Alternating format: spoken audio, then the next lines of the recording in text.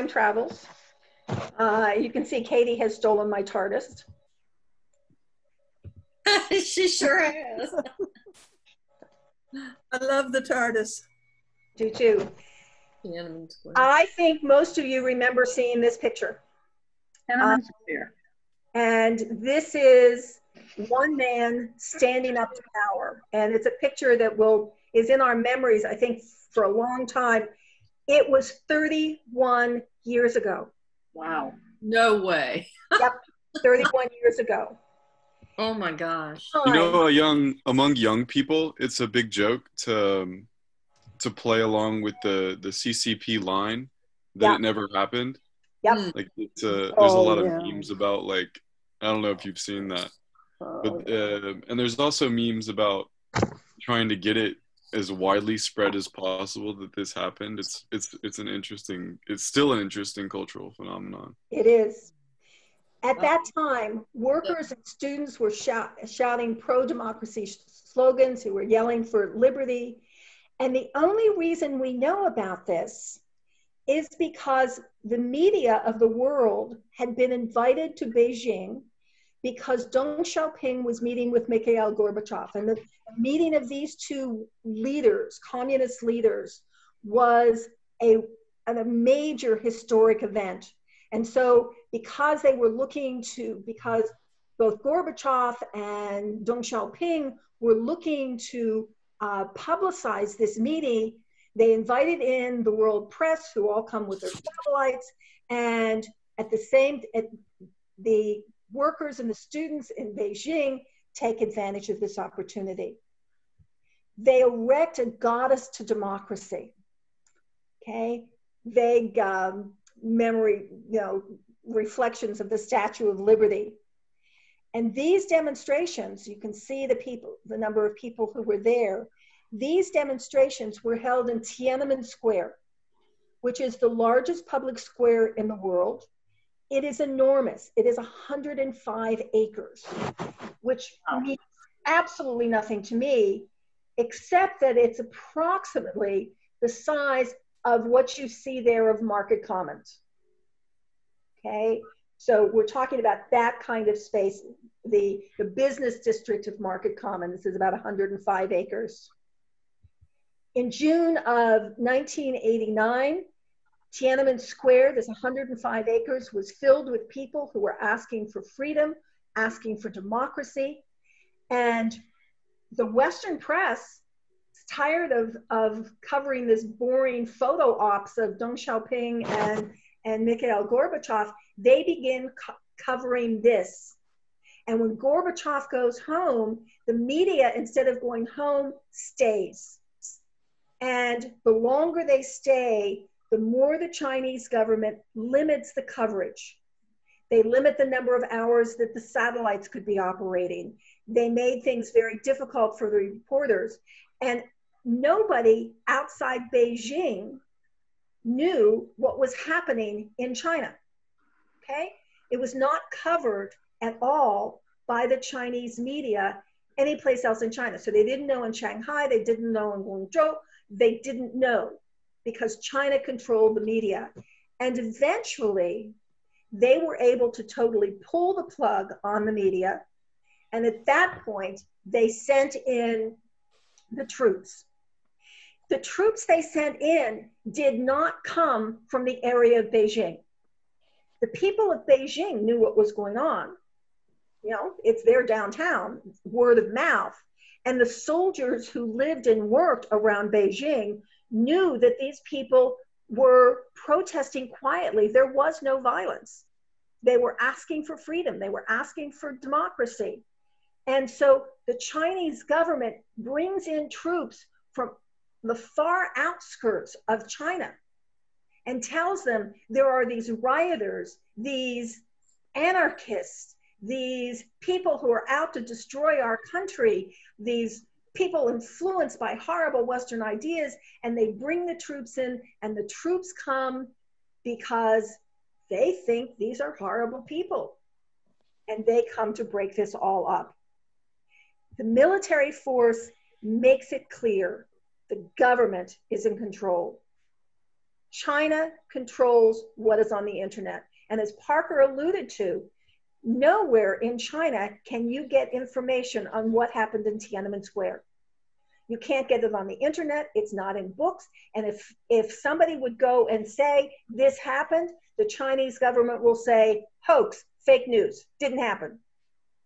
It's totally been wiped out of the books in China. And I used to have a Chinese neighbor. I'm sorry to interrupt. I used to have a Chinese neighbor that lived downstairs from me, and I asked her if she knew about this, and she was like at the same school as I was, getting a very a very art school education. And I showed her the video, and it's like she didn't even know how to process it. She didn't even know because I mean I would hang out with her sometimes, but I would show her the video. She basically just acted like she hadn't seen anything. It was very strange. Yeah. It was and I was like, wait, this doesn't faze you at all? This doesn't. Yeah, it was interesting. It is very interesting. It has been, and the Chinese, the further we get from it in terms of time, it's 31 years, the easier it's going to be for this to be hidden. And for anything, when it comes up, it is much easier for the government to say, hey, it never happened. It's just made up. It's fake news. And watching over all of this is Chairman Mao. Okay? China is a totalitarian state. The government totally controls media, education, and the lives of people. It has always been a totalitarian state. Kathleen. That's to understand. Kathleen, Yeah. what's the difference between authoritarian and totalitarian? Difference in degree. Okay. Authoritarian is someone who maybe is trying to do it, but they have all the authority. Totalitarian, I mean, it would be a very, very minor difference back and forth.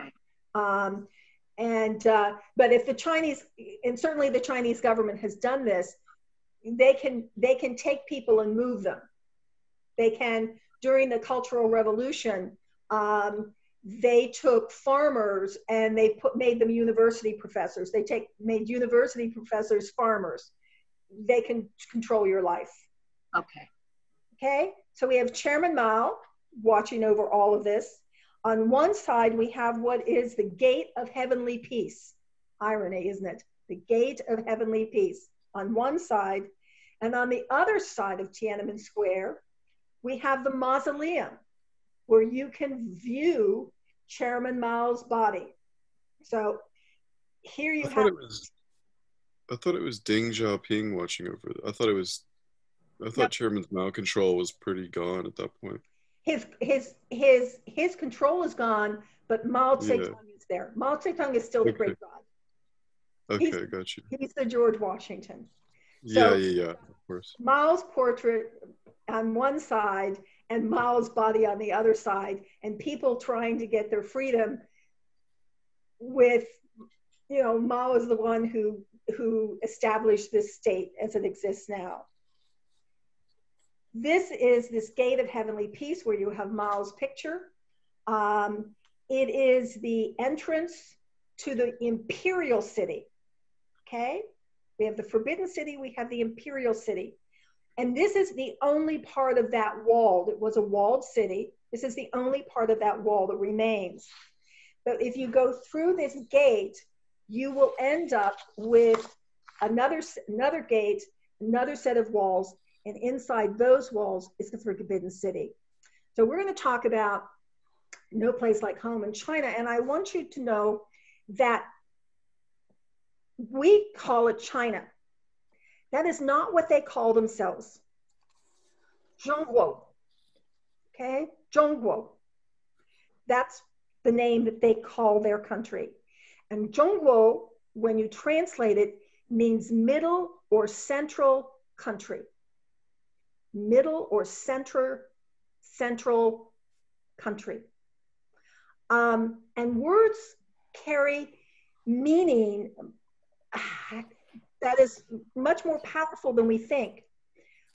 Many of us have grown up hearing about the Russian newspaper Pravda. And, you know, Pravda said, Pravda did. You can read in Pravda. Pravda means truth. I mean, it just means Pravda to us. But if you translate the Russians, it's truth. So imagine saying, I read it in the truth. Okay? We say, I read it in the Sun News, I read it in the New York Times, I read it in the Washington Post, but I read it in the truth. That's a very powerful thing to do. And so with the country that we call China, they call themselves the central place. They view themselves as the center of everything.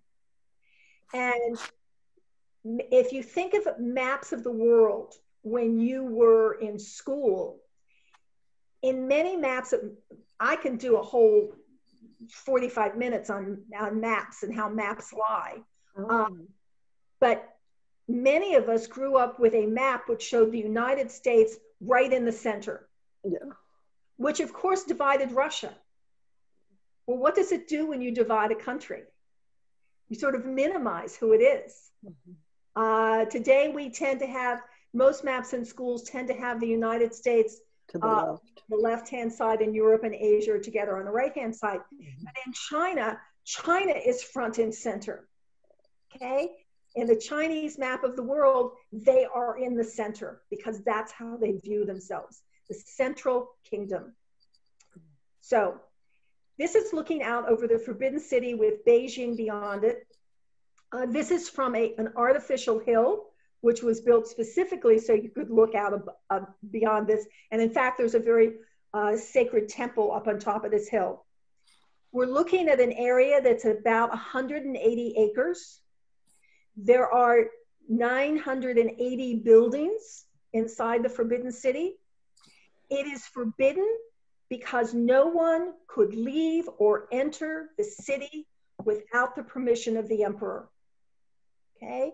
No one could leave, no one could enter without the permission of the emperor. This is the home of the terrestrial emperor who ruled what was known as the celestial kingdom. That's the other name they called themselves, the celestial kingdom, the heavenly kingdom. Well, if you're the center of everything, you must be the heavenly kingdom. They associated themselves with the North Star. The stars all revolve around the North Star. Everything revolves around their country. So all of these buildings, the emperor controlled this area and controlled who could come in and who could leave.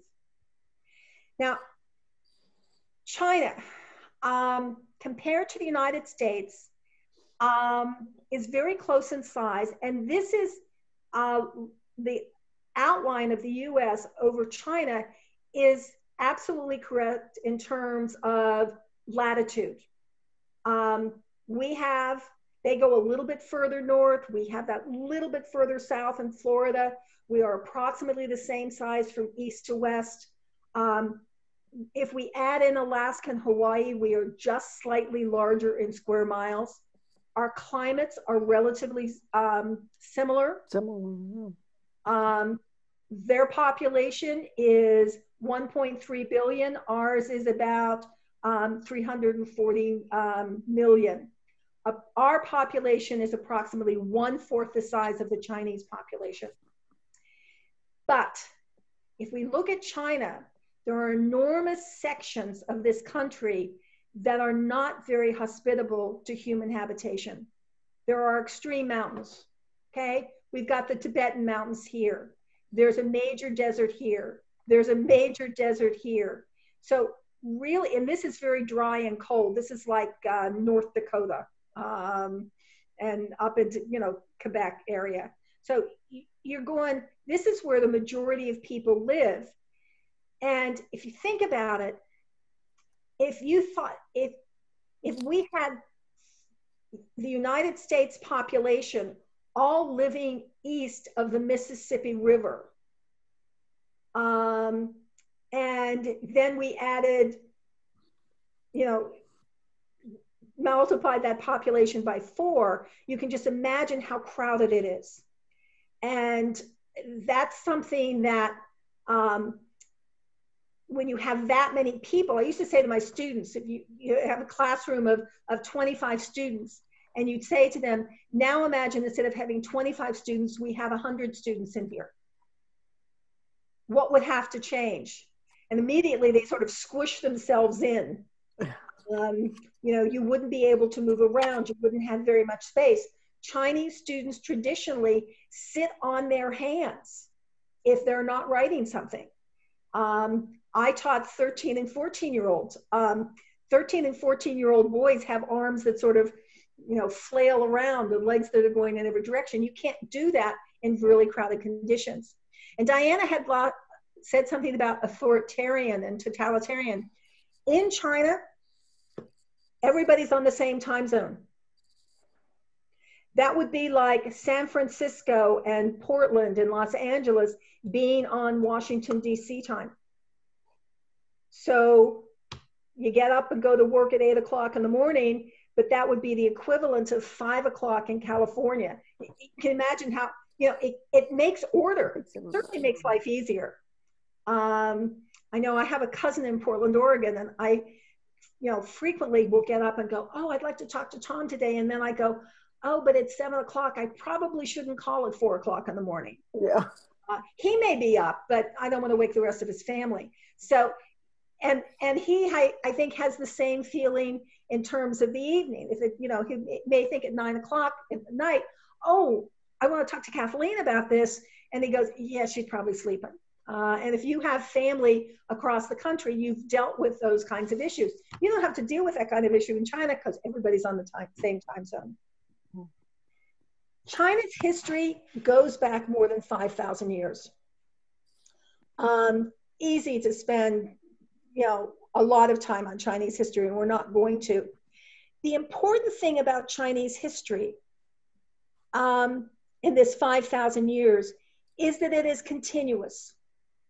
That doesn't mean they've always had the same government, but if you go back to the Shang Dynasty and beyond, even before that, the people were speaking Chinese.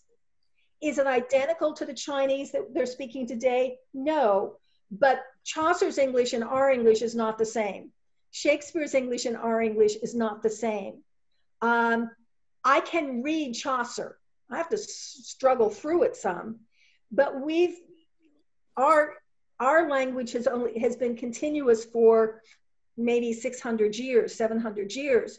China's language and writing have been continuous for 5,000 years. Now, Egypt has a history which goes back 5,000 years. Mesopotamia does. But you know what? People in Iraq are not writing in cuneiform anymore. And if you gave somebody cuneiform, they couldn't translate it unless they were a scholar. You give someone early in China characters from the Shang Dynasty or the Zhou Dynasty, they can figure them out, just like you could figure out Chaucer or Shakespeare. For our purposes, I really want to look at 3 time periods: the Mings, the Qings, and modern China, which I could say that is, communist China. These are, the Ming and the Qing are 2 ruling dynasties, and this will cover the Forbidden City. For the Forbidden City, we're going back only about 700 years. The Ming Dynasty rebuilds the wall. If you go see the Wall of China, that's a Ming wall. The Ming Dynasty builds the Forbidden City. The Qing Dynasty dies in the Forbidden City. And modern China is trying to figure out what to do with it. I'm good. How are you? Not really. I'm just watching. Hey, Eileen, can we mute you? Yes. Okay. I was in a Zoom meeting. No, you didn't get muted. That's okay. That's all right. Anyway, the Ming Dynasty rules when Europe is entering the age of exploration. And sometimes the Ming Dynasty is one of those dynasties people hear about because of the quality of their goods. So particularly famous for their porcelain, the blue and white porcelain, and their artwork. There had always been an exchange of goods back to Roman times between China and Europe, most of it over land, and most of it not direct, but A goes to B, goes to C, goes to D, ends up in Rome. The Europeans at this point, when the Ming come to power, the Europeans are desperate for these goods, which are considered to be luxury goods. And the Europeans begin to want to increase this trade. The Europeans also at this time use their money, their ingenuity to figure out this trade. Two things are important here that make the Europeans, I may mention it again. The Europeans are able to do some of this trade because of a Chinese invention. The Chinese invented the compass. Without the compass, the Europeans could not have found their way to China by sea. The Europeans also take another invention that the Chinese developed, and that was gunpowder. Only the Chinese didn't call it gunpowder, they called it black powder. And the Chinese used it for fireworks. Occasionally, they used it for some sort of grenade, but the Chinese never invented guns. They used this explosive powder primarily for pretty decorations in the skies, for celebrations. It's the Europeans who figure out, hey, I can make it something that's going to kill somebody with it. So at first the Europeans are coming by land, but later they come by sea. And this is really when the Europeans develop more and more contact with China. When the Ming Dynasty comes to power, they came to power after a civil war, they decide to rebuild the capital. And they build the capital called Beijing, and they build it. Beijing means north, Jing means capital. Isn't that cute? And the other capital becomes known as Nanjing, which means southern capital. Question, why did they build a new capital? Well, a lot of people around the old capital were the losers in the fight for the throne. And so maybe let's move away from them and move to where people are friendlier to me. And so that's one reason. The second is the Mongols to the north. They were a little concerned about the Mongols. And they ultimately move 1 million people up to this new area of the capital. And they build a city. They rebuild the Great Wall. They also build a canal. And in China, there are two main rivers that go from west to east. And they build a canal that connects these two rivers, which is like building an interstate highway today. So they have all sorts of public works, building a city, building a wall, building a canal, and all of this is providing jobs. They also do a lot of exploration and trade. They build a huge armada and they trade with places like Vietnam, Japan, over to India. They're out there exploring the world. Now, they built the city based on strict rules of feng shui, north, south, east, west. And this is still the central axis of Beijing. They built this city, this whole thing, in 14 years. Okay, pretty amazing. And you have the Forbidden City, which is where the emperor lives. You have the Imperial City, which is where the people who work in government live. You have an inner city, which is where everybody else lives. And eventually there's an outer city. You've got the Temple of Earth to the north, the Temple of Heaven to the south, the Temple of the Sun to the east, the Temple to the Moon of the west. We have all of this built according to feng shui, according to this pattern. The construction began in the Forbidden City in 1406, and it was completed by 1420. Plymouth, Massachusetts had planned a huge celebration this year for the 1620 landing of the Pilgrims. That got, the kibosh got put on that by the virus. And in Beijing, their plans for the 600th anniversary of the Forbidden City, they had some celebrations, but not what they had originally planned. So the Forbidden City is built in this 14 years. Not every building in here is original because the buildings are made out of wood. And there was definitely fire danger. This is the area that the Qing ruled. Let's go back here. 14 Ming emperors lived in the Forbidden City, and they lived there until 1644. And at that point, a group from northern Manchuria comes in and takes over, and they become the Qing dynasty. And there are 10 Qing emperors who lived here until 1912. And over 500 years, you have all these emperors, and you have redecorating and changes, but the basic pattern of the Forbidden City remains the same. Okay, so here's the area. The Qing expanded the area of the country, huge area. Basically, the Qing created China that we know of today. So today, inside the Forbidden City, we have 980 buildings and close to 9,000 rooms. A myth says that there's 9,999 rooms. Well, there probably aren't. There may have been, but there aren't today. 9 is a very significant number, and eventually you'll figure out why. This is a huge area. It's moated, and then there's a wall, and it's inside another walled city.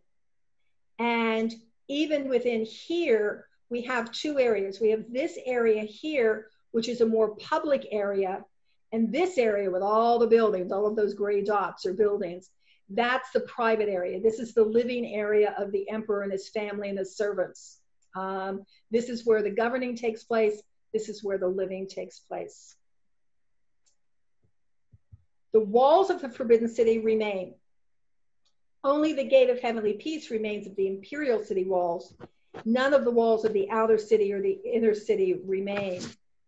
Walls are really interesting. Walls are like fences. Some of you have built fences. I know in my HOA, you can't build fences between properties. And there's this huge, somebody got really angry. Lots of people are really angry with the quarantine going on.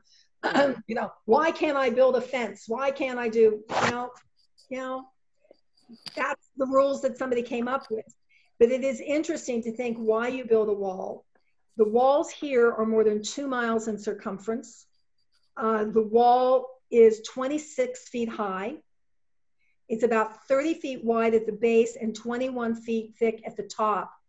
The interior of the wall is earth, which has been beaten down. And then there's 3 layers of brick on the outside of that dirt. The moat itself is 20 feet deep. So if you're going to come and attack, well, you got to get across the moat and up the wall. It is very defensive. It is forbidden. It is making very clear you can't get here. Okay, not just the walls, but we have towers along the walls that could be used as lookouts. Each one of the 4 towers is unique. And this is just on the innermost set of walls. You consider that the imperial city was walled with towers, and then the inner city was walled with towers. This would be very impressive. So we go back to here's the plan. We have 4 gates, 4 entrances to the Forbidden City. The entrance from the south is the Meridian Gate, and this is the main gate. Okay, this is where you can come in. On the north side, I've got the Gate of Divine Might. This is a gate that would be used by the emperor and the people attending the emperor. And it leads right to that hill that we started on, where there is the temple to the earth. So he is the ruler of all the earth, basically. So he can go up to that temple. Then we have two smaller gates, the East Glorious Gate, or Magnificent, and the West Glorious Gate, or Magnificent. Words get translated in slightly different ways. And all of these gates, except for the East Gate, are decorated with nails of gold. Well, the East Gate is decorated with nails of gold as well. So all those gold looking things in there, that's all gold. Those are gold nails. On all of the gates but the East Gate, there are 9 rows of 9 nails. The East Gate has 8 rows of 9 nails. And I can't tell you why. Maybe it's just to prove that there's a little bit of humanness in things, because 9 is a kind of a religious symbolism. What I can tell you, and you have to keep this in mind as we look at all the pictures, these are the only nails in the entire Forbidden City. Oh, wow. Okay, the only nails in the entire Forbidden City. So if you look at this gateway, these towers, the buildings, everything is put together here like a jigsaw puzzle. I know that Marion's been working on jigsaw puzzles. I've worked on jigsaw puzzles. Yeah, I do. So the rest of you may have worked on jigsaw puzzles. Yeah. Imagine this building as a jigsaw puzzle. There is a story that someone took one of the towers apart because they wanted to see how it was put together, and they could not put it together again, and it took a supernatural spirit to put it together again. There are no plans for these towers. The guy who built them, the people who built them, took the knowledge of what they did, how they did it with them when they died. That makes me think of those boxes, you know, that you can only open a certain way. Yep. You know, and there's no nails in those little boxes, you know, all sawed and hooked and puzzle boxes. That's make a puzzle. They make the puzzles now buildings too, you know, that you can make. But this is, you know, these are puzzle towers. Yeah, puzzle Kathleen, towers. Yeah. Doesn't 8 have to do with wealth or money? No, don't think so. Okay. I think it may have to do because, you know, and I don't know, it might. I've never come across 8 mean money, but doesn't mean it isn't out there. You know, the ancient Romans and many ancient civilizations, I know that happens in India as well. There's something like only the gods can be perfect. And so the Romans, when they did those huge mosaic floors, they always put a mistake in. Right. And the Anasazi Indian, you know, out west, in those beautiful black and white pieces of pottery, always have a flaw in the geometry. Absolutely. When my mother would knit sweaters, when there was a mistake, she'd say, well, I'm just not perfect. You know, challenging the perfection of God. So this is the main gate. This is the gate to the south. And if you were to go to the Forbidden City today, this is where you would enter. It is the most commonly used entrance in the past. Although you can only see 3 doorways in this picture, doorway 1, doorway 2, the bigger one in the middle, doorway 3, there's another doorway over there and another doorway over there. There are the 5 entrances in here. And I want you to notice this pavement here and how it's different from the pavement over there. We'll see that a lot. So this is the most imposing gate. This central gate could only be used by the emperor on most occasions. There were a few exceptions. And this pathway, which is a little bit different, leads all the way. It starts inside where the emperor lives, goes right through the Forbidden City, comes out from Beijing, and goes all the way down to the southern capital of Nanjing. And it is kind of the imperial highway. Only the emperor could walk or ride on this imperial way. There are two exceptions. The empress comes in on this on the day of her wedding. And successful students who pass the imperial exam come out that center doorway. More than 2,000 years ago, the Chinese decided that the best way to have a good government was to have government officials who were chosen by ability and not by family connections or wealth or influence. And so they gave civil service exams, and anyone could take that exam. And if you got a high enough score, the people who got the highest scores got hired for government jobs. And so if you had a small village somewhere in the middle of nowhere in China, but there was a very bright young man, frequently the village would pool their resources together to get that young man the education he needed to pass that exam, because if he became a government official, he would have money, he would have power, and he could help them. And this idea of, we're going to, I'm not going to save the money for my son because actually, somebody else's son probably has a better chance of passing the exam. Let's all cooperate together. This is very much part of the Chinese philosophy. So if you failed the exam, you went out, one of the other four doorways. But if you passed, you came out and everybody would see that you had passed. And I also should say that except for the empress, only men could go through that gate, because only men are allowed inside the outer courtyard.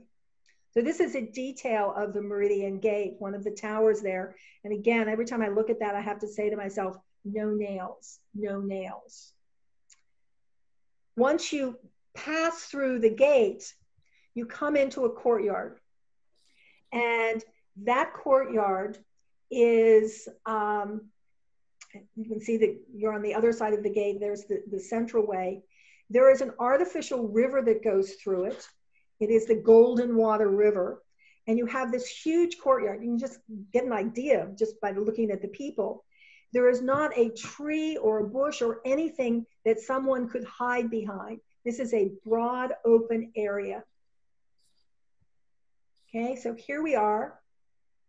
You come in through the gate. Here's this river. It is an artificial river. And there are 5 bridges that cross it. The bridges are made out of marble, and the bridges are all slightly different. Okay. Once you get in there, you have the Meridian Gate behind you, and ahead of you, you have the Gate of Supreme Harmony or Tranquility. Harmony and tranquility are, whatever synonym you want to use, is the goal of Chinese society. Chaos is bad. When you think about all of those, take a small space, put people in it, and then add more and more people, you can understand why chaos is bad. You need things to be absolutely orderly for things to survive. And every morning, government officials would come through the Meridian Gate and they would stand in this courtyard. However, they would not stand here in the center on the Imperial Way. They would stand in this courtyard and they would wait for the emperor to appear. If he chose to appear, you don't know. So the government officials live outside. Every morning they would come in, they would wait to see what their orders are going to be. This is the Gate of Security, and the emperor would come and stand here and give his orders. This is what I want to do. This is like his press conference. So here we have more people who are coming up to this. When you go through the Gate of Supreme Harmony, you come to another courtyard This is the Court of Supreme Harmony, which is in front of the Palace of Supreme Harmony, getting the idea that supreme harmony is the most important thing. This gateway is guarded by 2 lions. You can see one in that picture. On the west side, these are made out of bronze. On the west side, we have the female, and her front paw is on a globe, and that indicates, or her paw is on the lion cub, which represents the prosperity of the imperial family. The male is on the east side. His paw is on the globe, which represents the power in the world. The building, this gateway behind them, is filled with storage rooms. And in those storage rooms, there would be furs, porcelain, silver, tea, silk, anything of value. So that female representing the wealth is definitely showing, demonstrating to the world the power of China. Again, here's some of the detail. So we've come through Meridian Gate, the Gate of Supreme Harmony, and we come to this central area. This is a raised platform on which are 3 buildings, 3, 9, all sorts of symbolisms in here. We have the Hall or Pavilion of Supreme Harmony. It's the biggest and most important. We have the Hall of Central Harmony, and we have the Hall of Preserving Harmony. So obviously, this is pretty important. This is really where governing takes place, or took place. So this is the Hall of Supreme Harmony. It's the biggest and most important. It's, again, made out of wood. It's 9 bays wide, 9, that imperial number. It is 5 bays deep. Both are symbolic numbers associated with the emperor. If you look closely, the corners of the roof, you see little things sticking up. This is the roof decoration. And the more important the building is, the more of these little figures are on each corner. So you can, just by looking at a picture, can say, well, that's a really important building, or that's not quite so important. Here's some of the other decoration.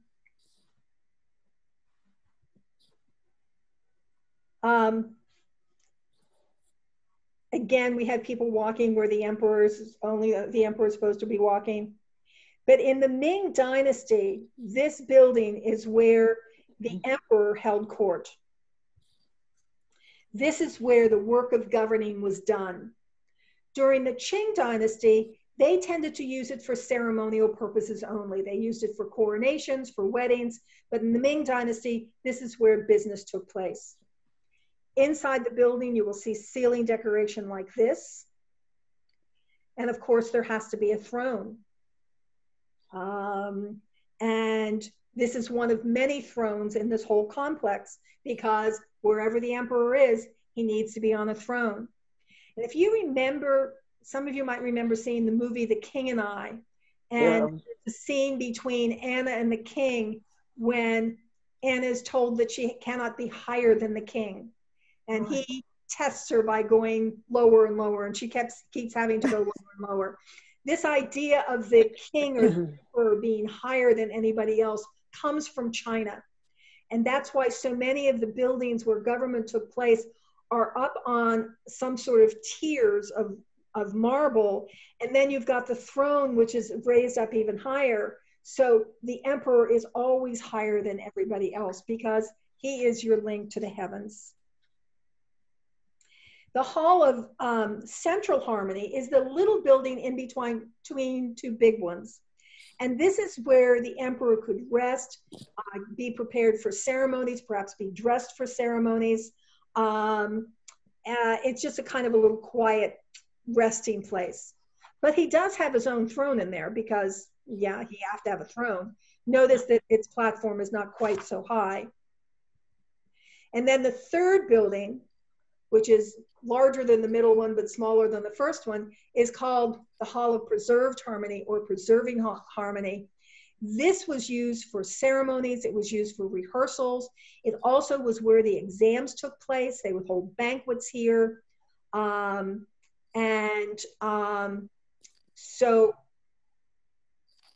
this is, and of course there's another throne.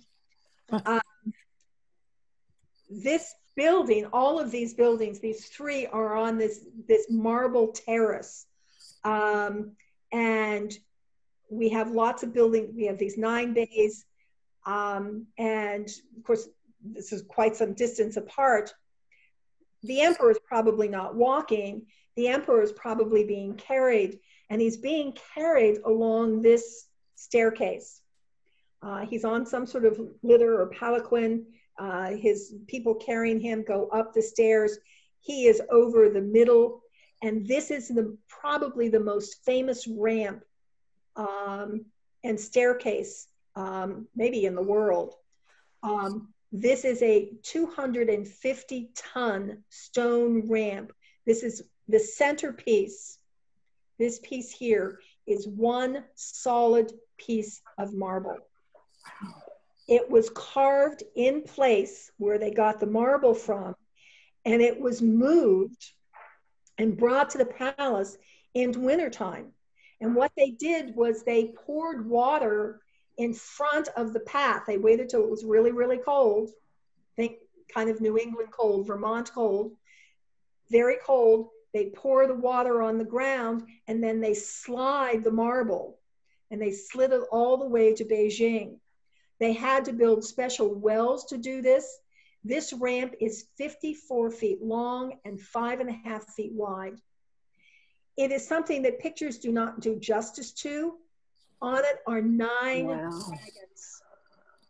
Each of the dragons has a pearl in its mouth, and the dragons are floating on clouds. And dragons become incredibly important. You see dragons everywhere. When I first looked at this picture, I counted something like 12 dragons. And then I looked again and I said, no, there's 16. And then I'm just going to say there's at least 16. A lot of dragons. Dragons are found everywhere in the Forbidden City. Small ones, large ones, big, all different materials. Dragons symbolize good luck and power, particularly power over water, rainfall, hurricanes, floods, strength, good luck. Well, in China, floods have traditionally been a problem. So if you can control the floods, you've got good luck. And so the Emperor of China usually used the dragon as a symbol of his imperial power and his strength. So we have dragons everywhere. We also have these symbols of longevity. We might see that one at the top as a kind of swastika, but it really means long life. So these buildings, and you can see some dragons down below. These buildings that we've looked at here, we've come through the Meridian Gate, crossed this courtyard, gone into this courtyard where we have these, the buildings that are harmonious. We're now going to come out and we're going to go through to the inner part of the Forbidden City. This is the private section. This area, people were only, you had to be specially invited to come in.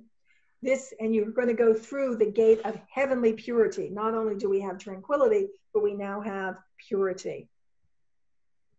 Kathleen. Yeah. Is the Forbidden City used at all anymore? It is strictly museum at this point. Okay. And that's one of the struggles the Chinese government has had to the communist government has had to deal with. Talk about that a little bit more. Okay.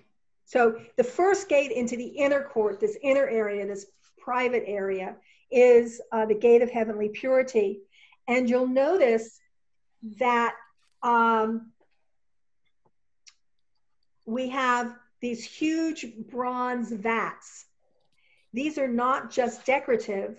They contain water. The tanks, these vats weigh about 4 tons. and they contain 53 gallons of water.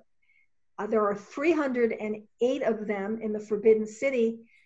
Every building's made out of wood.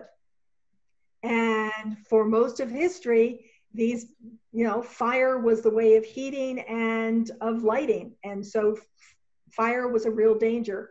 And a number of these buildings have been burned and rebuilt over time. You might have noticed we've been talking a lot about buildings in, threes.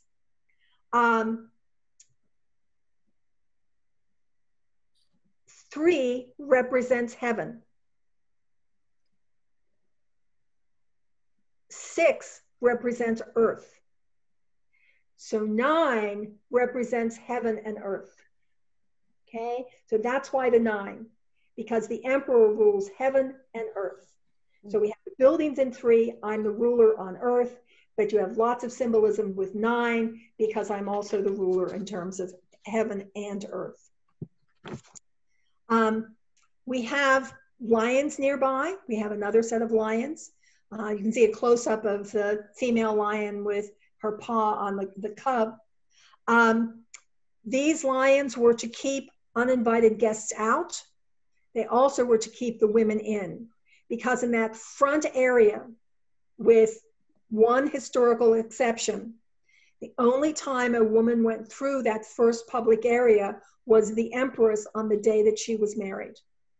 Okay, the women in the back, not in this public area. And when we go through this gate, we see another set of 3 buildings. And the first building, and they're also up on a marble platform, the first building is the Palace of Heavenly Purity. This is where in the Ming Dynasty, the emperor lived. This is where he ate, where he slept, where, he dressed. This is his home. Now, in the Qing Dynasty, they moved it to another building and they used this for more public functions. We can see some more vats there for the water. But of course, Palace of Heavenly Purity, the home of the emperor, you got to have a throne. This throne is up on a platform. It is surrounded by incense burners. Those are the green. We've got incense burners, incense burners, incense burners. There also are mirrors, which are set up to bounce off the evil spirits. And on the throne itself, the back of the throne, in here, is a plaque which has characters that say justice and brightness. And one of the early Ming emperors began a habit of writing the name of the prince he wanted to be his heirs. Emperors had an empress, but they also had other wives and concubines. And they could name any of their sons as their heirs. It didn't automatically go to the son of the empress. Any one of his sons could be his heir. So the emperor would write on 2 pieces of paper the name of the son he wanted to inherit the throne. He would place one of those pieces of paper behind this plaque, and he would keep the other with him in his bedroom. And when the emperor died, the piece of paper with him would be opened. Okay, Joe is going to be my heir. You better find Joe's name on the piece of paper behind this plaque. If it's not, it's up for grabs. The 2 pieces of paper have to agree. So here we have the Palace of Heavenly Purity. We have a small building which isn't really that important. And then in the back, we've got the Palace of Earthly Tranquility. We've got heaven, we've got earth, and tranquility, harmony. This is where the empress lived. Okay, under the Ming, this is the palace of the empress. Under the Qing, they divided the building up. Half was used for the wedding night chamber, and half was a place of worship. This is the room for the wedding night, and there's lots of red, because red symbolizes luck, joy, happiness, celebration, fertility. In China, you got married in red. You didn't get married in white because white meant death. You have this red room, better like red. And if we look, here's the palace of earthly tranquility. Here's the palace of harmony or heavenly purity. And all around it, you have this maze of buildings. And they're all crowded together. And they all have yellow roofs. You can see this, this building is a little important because it's got a number of figures. This one only has 2 figures. And yellow means power, royalty, prosperity. It also means earth and the center of everything. Now, there's a river in China that we should call the Wanghe or the Wangho. We traditionally called it the Yellow River because the soil that gets blown into that river and the soil that it goes through, is yellow. And that river basically is a yellowish brown. And that's where China originated. It originated, the first settlements were around that river. And that river would flood and bring, fertilize the fields. The river could flood and destroy everything. But that's the center of China, and that river flows into what you look on the map and it says the Yellow Sea. So yellow represents power, prosperity, earth. And many of the roofs have decorations on them, some of them quite elaborate. That building in the back, that white building, that's a later Stalinist building, you can sort of ignore that. There is one exception to all those yellow roofs. There's this building, which has a black roof. And black represents the color of water. And this is the building that held the library. Now, in this were scrolls, books. There also were lots of other valuables. Most of the items that were here in the library and even in the Forbidden City are now in Taipei. When Chiang Kai-shek and the Kuomintang fled in 1949 to Taiwan, they took as many of the treasures of the Forbidden City with them as they could. So if you really want to see a lot of the treasures, they're on Taiwan and the museum at Taipei. Beijing, of course, thinks they should be returned. And that whole thing about China, what's China, huge debate. Here are some pictures from about 100 years ago of the interior, a place for scholars to work. So the question is, what happened? Well, there's a couple of things that underlie Chinese society. One is Confucianism, and Confucianism is looking for harmony, and it talks about relationships, and that there are inequalities, and there are 5 relationships: parent, child, male, female, older, younger, friend, friend, which is the hardest to fit in, and ruler, ruled. And the idea is that if the ruler takes care of the ruled, the ruled should obey the ruler. So we're going to start over here with a new dynasty. And a new dynasty, when a new government comes to power, it brings peace. It rebuilds the infrastructure or builds it. It gives land to peasants. It helps the people, protects the people. They have the mandate of heaven. That means that heaven is supporting them. If the government can bring peace and help bring prosperity to the people, to protect them, they have the mandate of heaven. They have the vote of heaven. But over time, many of the new dynasties, they become old dynasties. Maybe they tax the people too much. They stop protecting the people.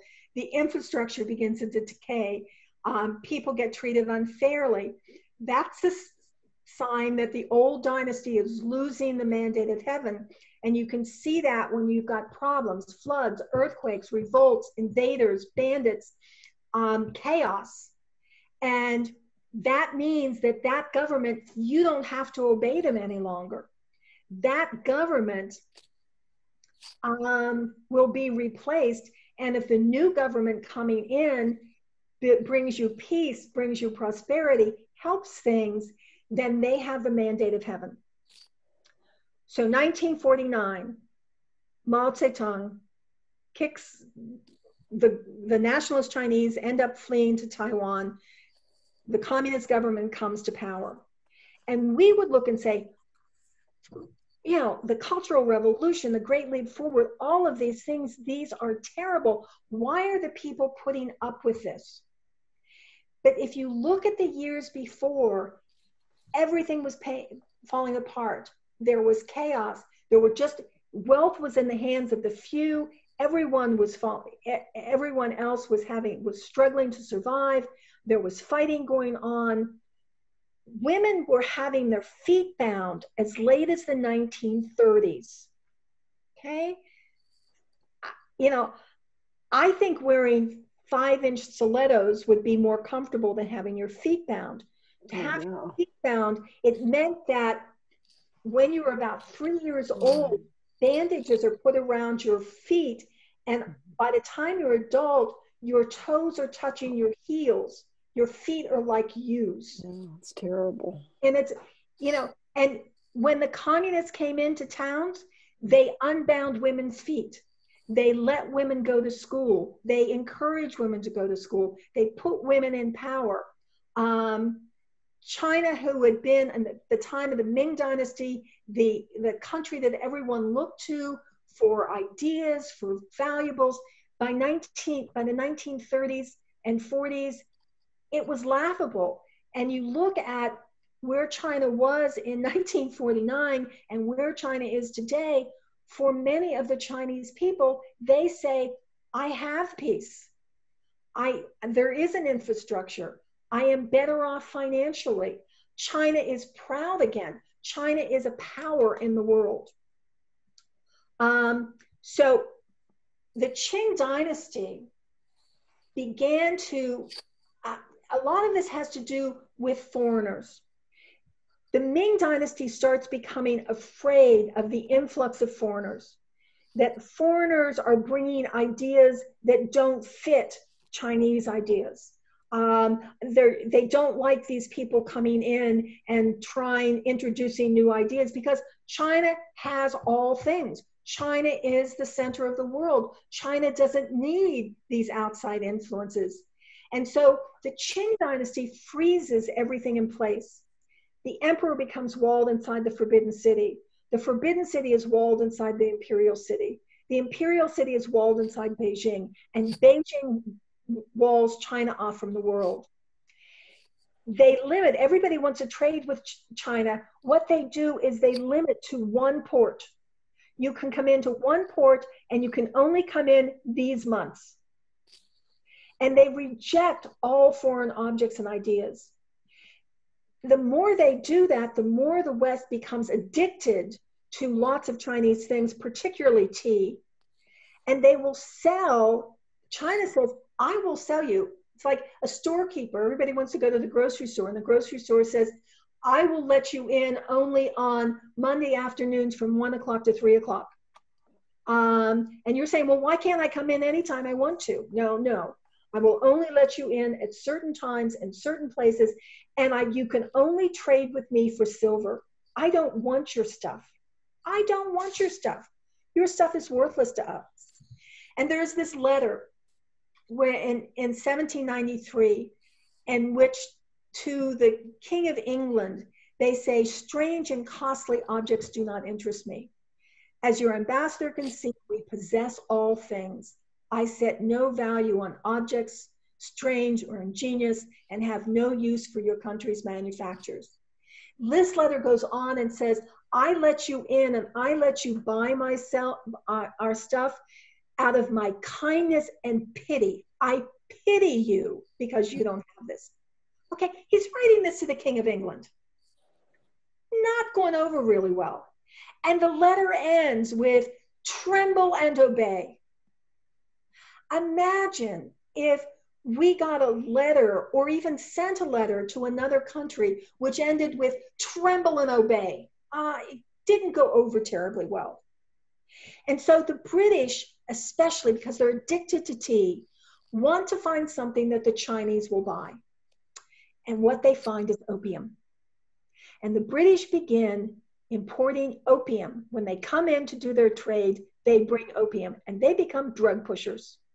And it's really easy to say, oh, terrible British did this. The British were growing the opium in India, which was their colony.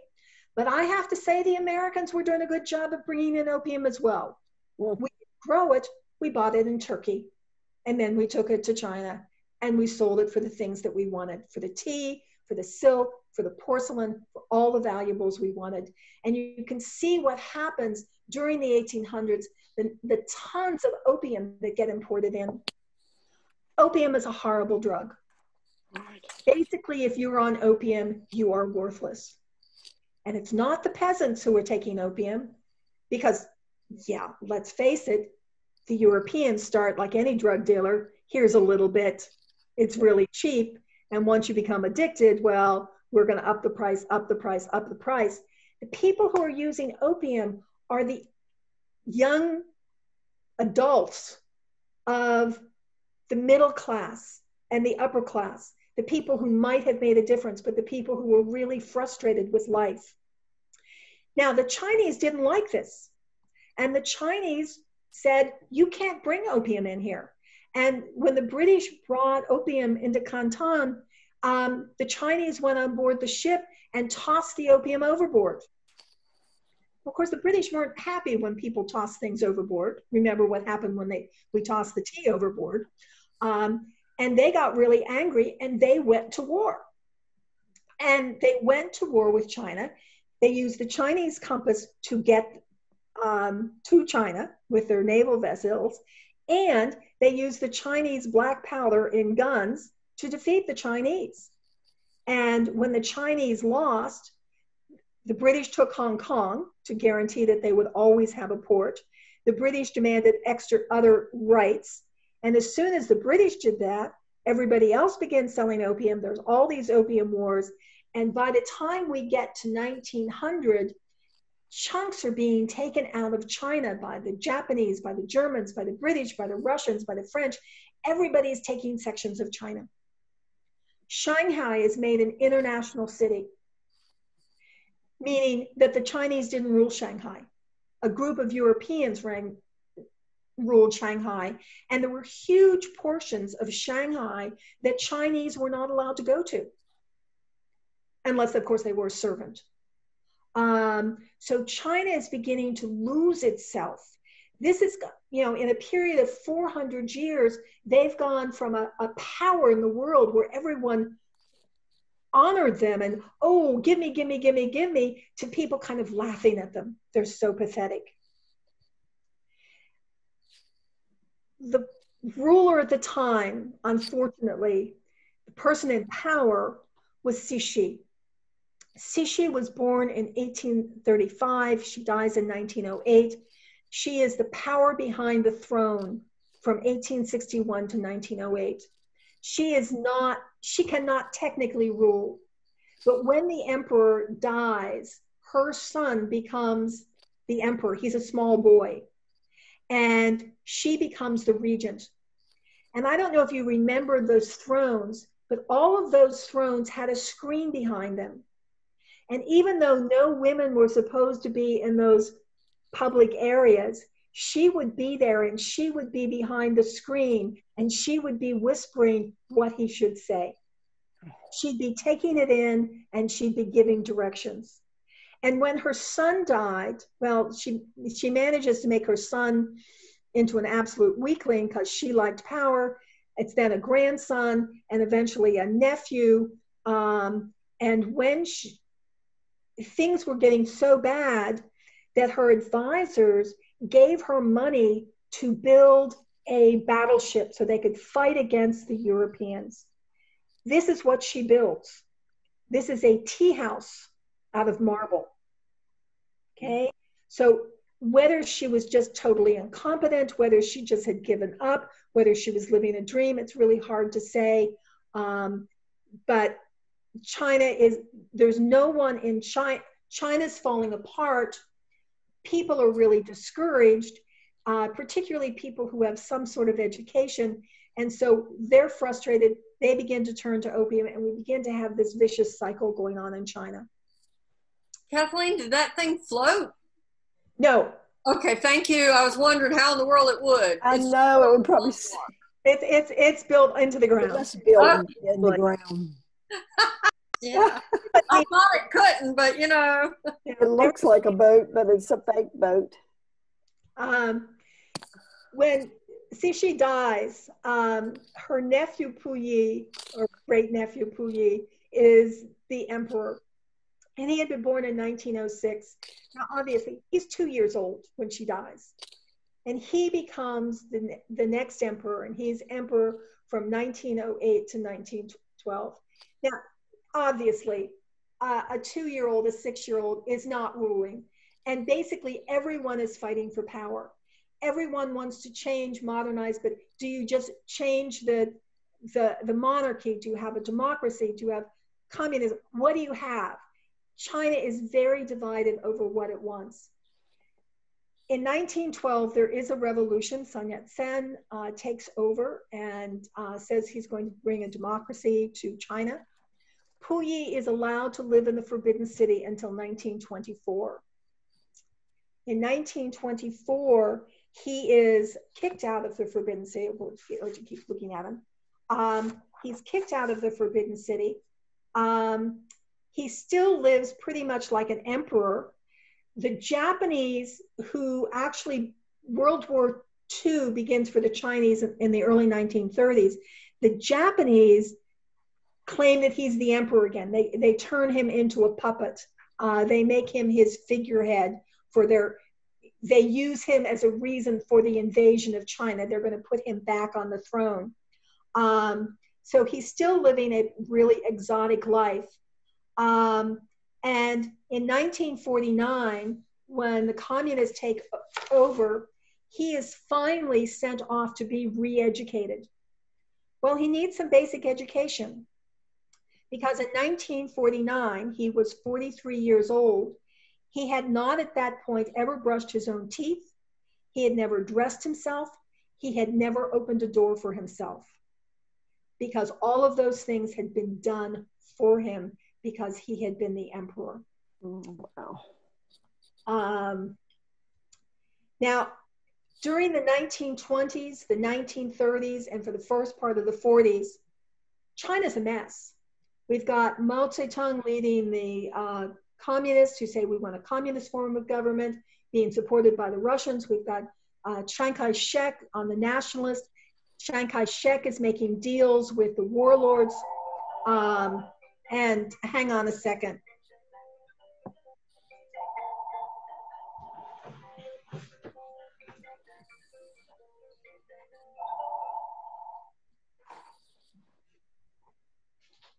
Sorry about that. Chiang Kai-shek is making deals with people to stay in power. He's really helping the rich and not the poor. Mao Zedong is helping the poor and not the rich. And basically in the 1920s and early 30s, there's civil wars going on. And then in come the Japanese. And you've got the Japanese invasions, World War II. And they're too busy. They had turned the Forbidden City into a museum, but they're really too busy to maintain it. It really falls to pieces. And then the question is, when Mao takes over, what do you do with this? Especially, this is a question during the Cultural Revolution, because the Cultural Revolution wants to get rid of everything old. Old customs, old habits, old culture, old ideas. And this complex certainly represents the old. But the Chinese realized eventually that there is value in the tourist dollar. Yep. And about 80 well, the last figures I saw were from about 2018, and I've been trying to find the 2020 figures. As of 2018, about 80% of this complex was restored and open to the public. Some of the larger buildings are museums where all sorts of things about Chinese history have been put in there. They had hoped to increase tourism on the 600th anniversary.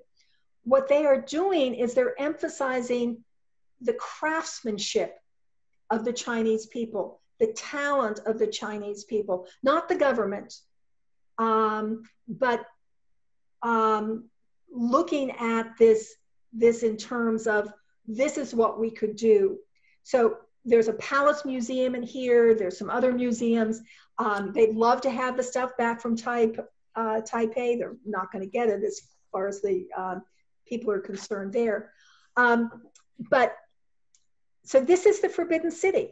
And it's an interesting place to think about in terms, I mean, you cannot deny the craftsmanship of this. And you look at these buildings and you go, not a nail in that place. The artistry, the construction, all of that, pretty amazing. So here we are. This is an aerial view of the Forbidden City. We walked through this gate, came through. This is the courtyard where everybody waited for the emperor. Then you come into this area, which is where the government takes place. Then another gate. This is the area where the emperor and his family and his servants and everybody lived. And there you have modern Beijing in the background. Oh, very interesting. Okay. Thank you, Kathleen. Any questions?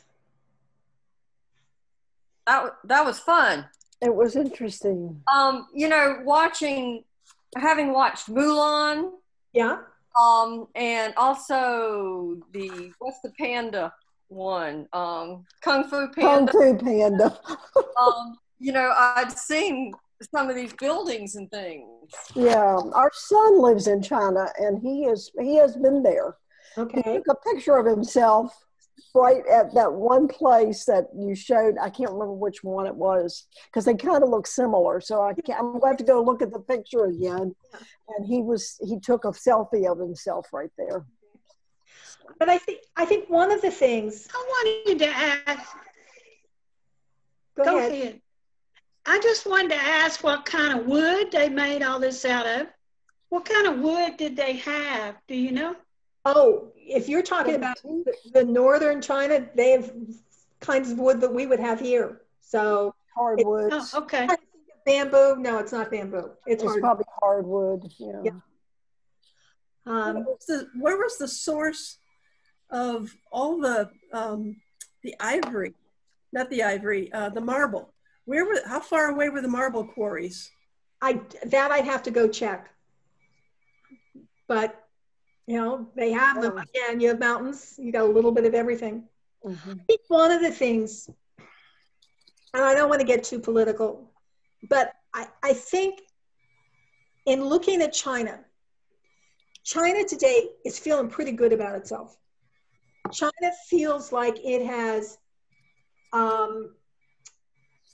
come to being recognized in the world as the kind of power it should be.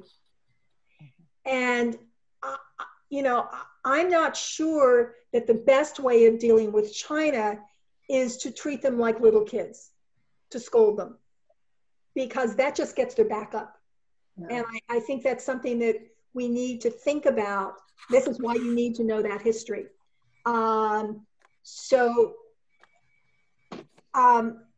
You know, when you think about Hong Kong, the people in Hong Kong, they think of themselves as British.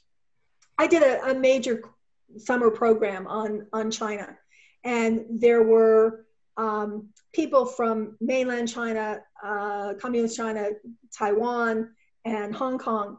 And what was interesting is that the woman from Hong Kong said, we got up to the Opium Wars when we studied Chinese history. We got up to the Opium Wars, and after that we studied British history.